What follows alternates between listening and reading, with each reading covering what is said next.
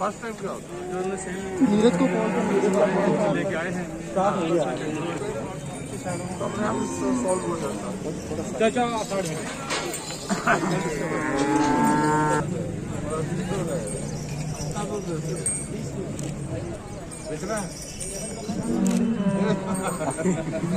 अच्छा चलो भाई पीछे आ जाओ।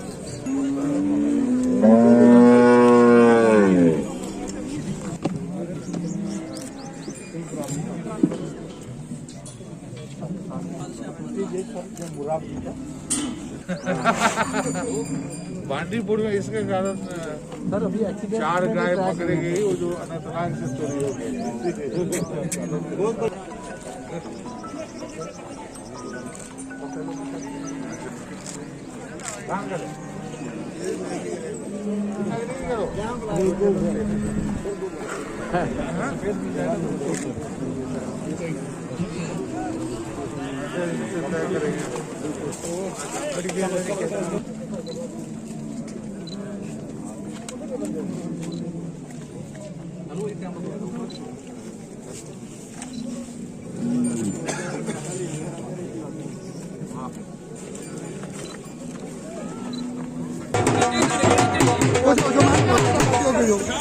चलो आगे चलो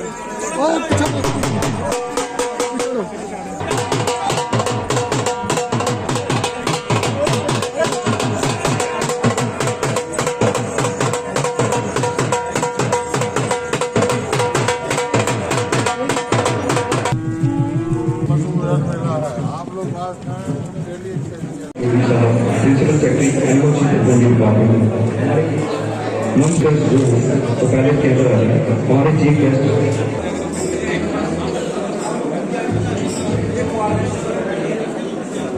करूंगा कि जो लोग खड़े हैं कृपया करके पीछे कुर्सी पर बैठ जाए।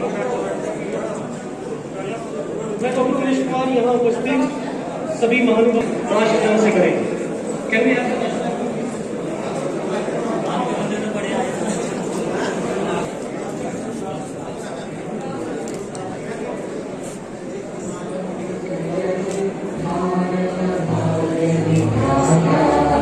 पंजाब सिंध गुजरात मराठा द्राविड उत्कल गंगा विंध्य हिमाचल यमुना गंगा उज्जल जलधि तरंगा तव शुभ नामे जागे तव शुभ आशीष मांगे जय दाता जन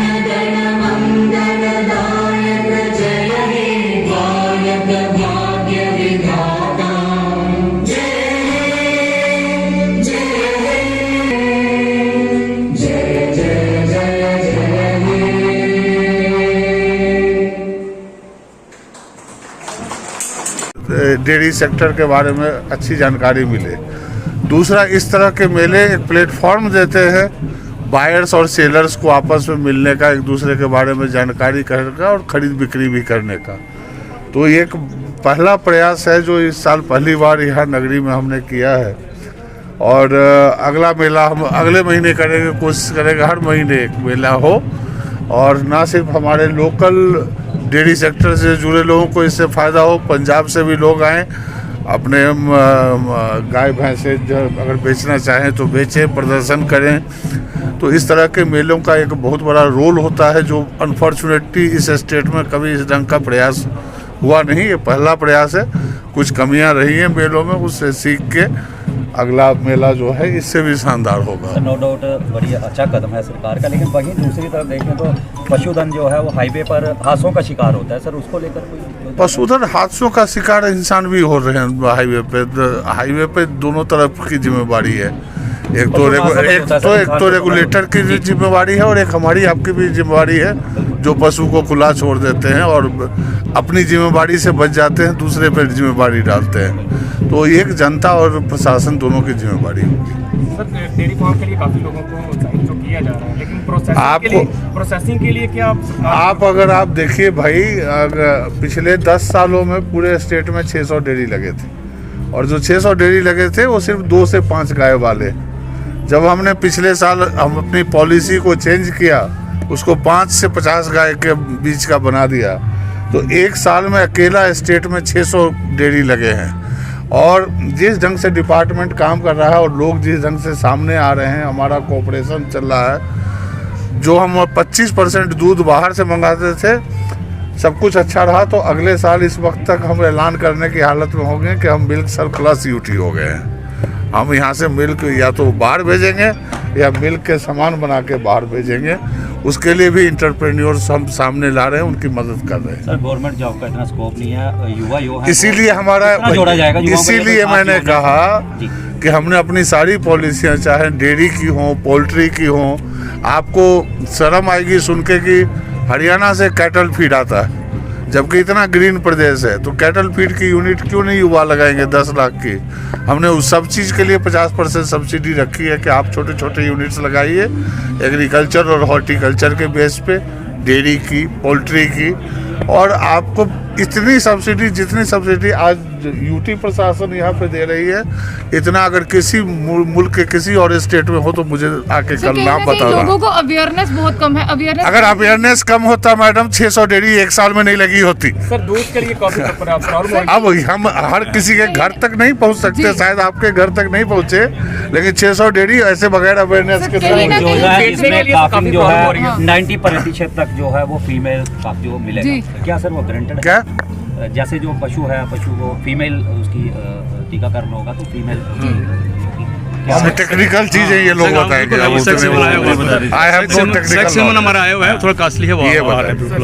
वो उसकी व्यवस्था मुझे जहाँ तक फीमेल याद है, वो पहले प्राइवेट में जाते थे, 4000 का टीका लगवाते थे। तो मेरे पास लोग आए थे, हमने अपने सरकारी सेंटर्स में उसकी व्यवस्था कर दी है। वो सिंपल 1000 रुपए का, जो जबकि वही टीका प्राइवेट में 4000 का लगता है। जिस तरह से आज हमारी मुलाकात हुई, उस दौरान भी कुछ किसानों की नाराजगी थी कि जो ट्रैक्टर उनको दिए जाते हैं सब्सिडी पे, कमर्शियल लोगों को ज्यादा दिए जाते हैं, किसान पीछे रह जाता है। आपने फिर 1 महीना पहले हमने उस ट्रैक्टर 500 की बात, अरे भैया 1 महीना पहले हमने उस ट्रैक्टर पॉलिसी को चेंज कर दिया कि 40 हॉर्स पावर से ज़्यादा के ट्रैक्टर को हमारा डिपार्टमेंट नहीं देगा सब्सिडी, क्योंकि उससे ज़्यादा पावरफुल ट्रैक्टर जो है सो ईंट ढोने के काम आता है या मटेरियल ढोने के काम आता है। हमारा 40 से नीचे का ट्रैक्टर खेत में काम करता है। हमने उस पर 2 लाख रुपए की सब्सिडी कर दी है, उसके ऊपर वाले को हम डिस्करेज कर रहे हैं। तो हमने अपनी पॉलिसी ऐसी बना दी कि जो ट्रैक्टर हमारी सब्सिडी से खरीदे लोग, वो एक्चुअल एग्रीकल्चर फील्ड में काम। सर कोरोना के कारण किसान काफी मुतासिर हुआ है और कटाई का सीजन भी शुरू होने वाला है, उसके लिए क्या किसानों को उनको शुभकामनाएं हैं कटाई के सीजन में। जैसे हमने पिछले साल इनको फुल सपोर्ट किया था, हाईटेक मशीनरी वगैरह लाने का मैं काफ़ी मदद बाहरी, लेकिन यहाँ पे भी जितने लोग सामने इस बार आए हैं, हमने सबको फंडिंग करी है कि आप अपना मशीनरी खरीदो। रातों रात 100% नहीं हो सकती, लेकिन फुल सपोर्ट रहेगा। उनको फुल शुभकामनाएं। और आपने कोरोना का जिक्र किया तो यहीं पे खत्म करते हैं। सर दूध बेचने के लिए काफी परेशानी होती है डेयरी मालिकों को, बिचौलिए काफी है बीच में। दूध बेचने के लिए काफी परेशानी होती है डेयरी मालिकों को, बिचौलिए काफी है, सही दाम उनको नहीं तो देखिए उसका हल होता है। अगर इंडिविजुअल, अगर आप अकेला चलेंगे अपना दूध बेचने, तो आप कितना कर पाएंगे? 1 सेकंड सुनना, या तो आप ही बोलिए तो फिर हम नहीं बोलते। वो मैं नहीं, वो पत्रकार घबराने वाला आदमी हूँ। तो आप भी नहीं घबराते। तो सुनिए, अगर सवाल पूछ रहे हैं तो जवाब। ये चैनल नहीं है कि आधा लाइन बोला नहीं कि टोक दिया। नहीं सर, आप बोलिए। हाँ, तो मैंने कहा उसके लिए सबसे पहले फार्मर्स को जागरूक होके अपना फार्मर प्रोड्यूसर ऑर्गेनाइजेशन बनाना पड़ेगा। और हमने टारगेट रखा है कि हर साल कम से कम 2-3 फार्मर प्रोड्यूसर ऑर्गेनाइजेशन हर डिस्ट्रिक्ट में बने। कोई डेयरी से जुड़ा हुआ हो, कोई वेजिटेबल से जुड़ा हुआ हो, कोई दूसरे चीज़ों से जुड़ा हुआ हो। जब आप 50 फार्मर इकट्ठा होते हैं, आपकी बार्गेनिंग पावर भी बन जाती है। हमारी तरफ से आपको इंफ्रास्ट्रक्चर सपोर्ट भी मिल जाता है, आपको गाड़ियाँ मिल जाएगी अपना माल ले जाने आने के लिए। जो हमारे बड़े बड़े डेयरी मिल्क प्लांट ऑनर्स हैं उनसे कंटिन्यूसली हम टच में हैं कि आपके लोग फील्ड में अगर गड़बड़ी करते हैं फार्मर से तो उस पर एक्शन लीजिए।